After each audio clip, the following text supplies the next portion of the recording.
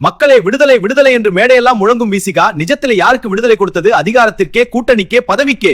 ஒரு காலத்தில் அடக்குமுறைக்கு எதிராக குரல் கொடுத்த இயக்கம் இன்று அதே அடக்குமுறையை செய்யும் ஆட்சியின் அணிகலனாக மாறிவிட்டதா இல்லையா? மேடையில் வீர வசனம், மேசையில் மௌன ஒப்பந்தம். மக்கள் துயரத்தில் இருக்கும் போது விசிகா தலைவர்கள் டெல்லி, சென்னை வழித்தடத்தில் அதிகார அரசியலில் பிஸியாக இருக்கிறார்கள். விவசாயி தற்கொலை செய்கிறான், விசிகா எங்கே? வேலையில்லாத இளைஞன் தெருவில் நிற்கிறான், விசிகா எங்கே?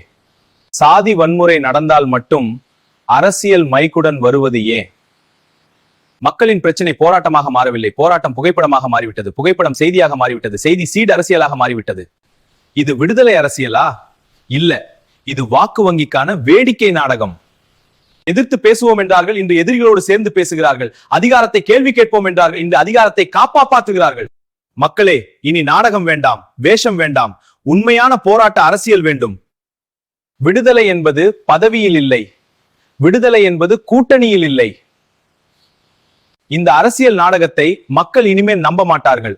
வாக்கு பெட்டிதான் இறுதி தீர்ப்பு சொல்லும். இனியாவது விவசாயி சின்னத்தில் வாக்களித்து தமிழ்நாட்டை காப்பாற்றுவோம்.